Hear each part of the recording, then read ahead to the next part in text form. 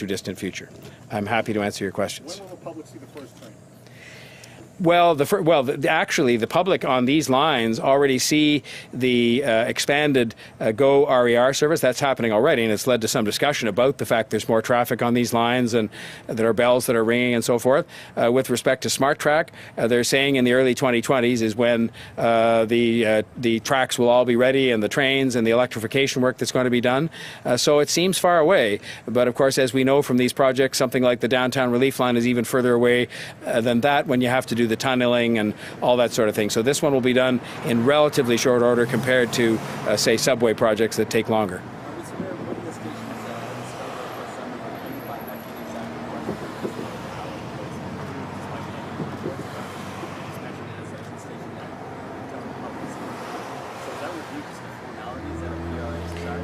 Well, I can only say for our part, the reports written by the City of Toronto officials indicated there was adequate justification for a stop at Lawrence and Kennedy.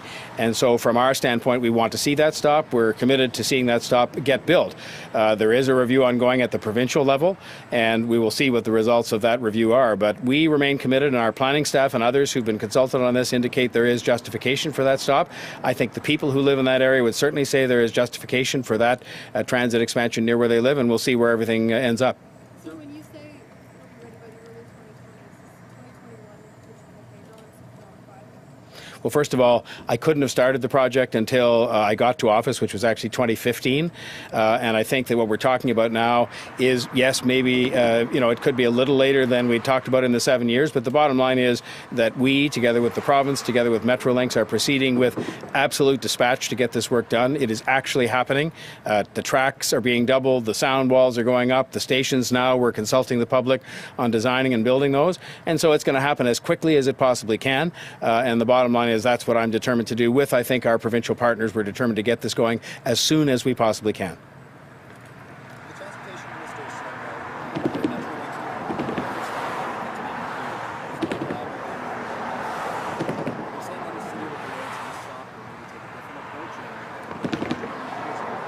I'm saying I'm not going to start to predict, what outcomes could come from these reviews.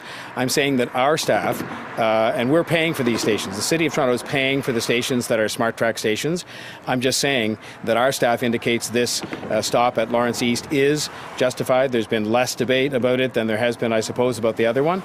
But I'm just saying to you that right now I'm in possession of information from our own staff saying it's justified. We want it. We think it's an important part of serving Scarborough better, and we will see where it goes from there. What's going to happen first? This gets finished, or we get the streetcars from Bombardier?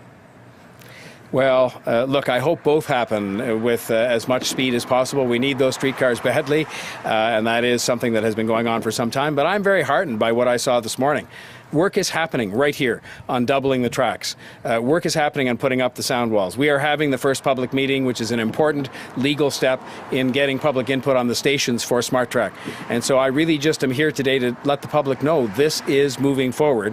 We are going to have increased service inside the City of Toronto on these GO rails as promised, and it's going to happen as quickly as possible. And I hope the streetcars are delivered as quickly as possible too. You promised that people would be able to ride SmartTrack on a TTC fare.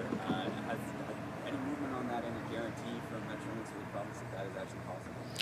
We are working on the whole matter of fare integration. As you know, it's a complicated matter because you have 9 transit systems that are having to cooperate to come up with one answer, as it were. I'm very heartened by what happened last week, where again, with thanks to the province of Ontario, to Premier Wynne and to Minister Del Duca, they gave us $18 million to begin the process of providing a degree of fare equity between and among those who use GO and TTC. I think this is the first step on the way to resolving what is a very complicated issue. But I am very optimistic that we will deliver SmartTrack for a TTC fare as part of the fare integration discussions, and that we'll have those discussions concluded, obviously in plenty of time for the first train to run. When you say you're confident that, do you see people getting on these stations for the current price of a TTC fare, or do you see fare integration happening and they're putting these stations for a higher price? I can't predict what's going to happen to TTC fares going forward. Obviously, I may not even have any responsibility for that. I hope I do, but I may not. I know this year, based on the council approval that's to come, TTC fares won't change, but I have no idea if they're going to change. All I have said repeatedly and say again today is that the TTC fare of the day is what we're aiming to have as the SmartTrack fare of the day when the first SmartTrack train runs, and that I wouldn't be looking to see TTC fares change because of SmartTrack. If they change on their own, as they have done many years, then they change. But that's a decision of the TTC that is really not related to SmartTrack. It's related to the rest of the transit system. But it could also change because of fare integration. Well, again, this is part of the complexity of fare integration, is that you have to discuss whose fares change and how they're set and all this kind of thing. And that's why with 9 systems coming together to try and integrate into one fare system, it's complicated.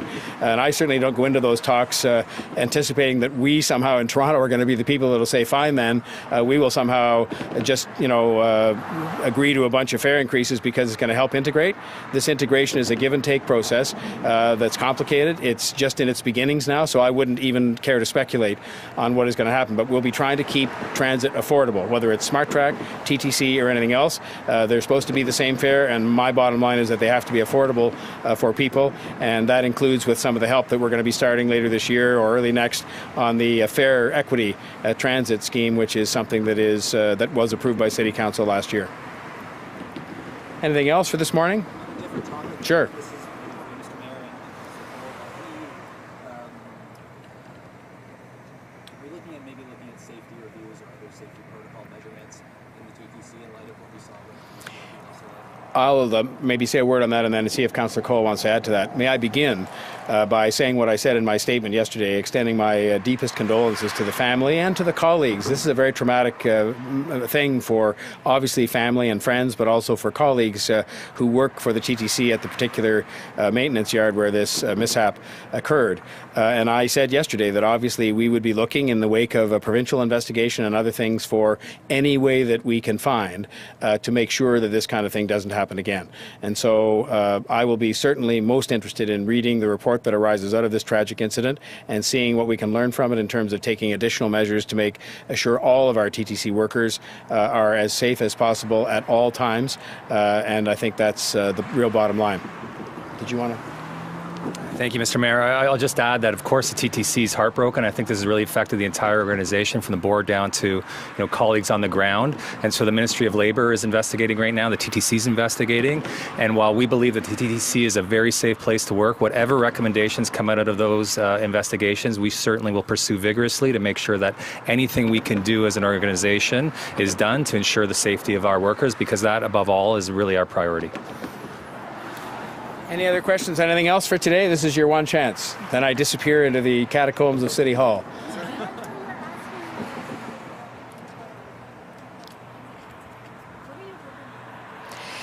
There are a lot of things that people have opinions on, and they have opinions based on just their opinion, but sometimes based on their own, neighborhood.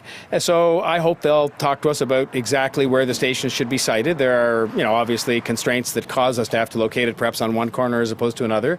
The type of design of the stations. There are some issues, of course, that come up as you increase train service with respect to noise and that how we can minimize that. And there are steps being taken along here already with the noise walls being put up.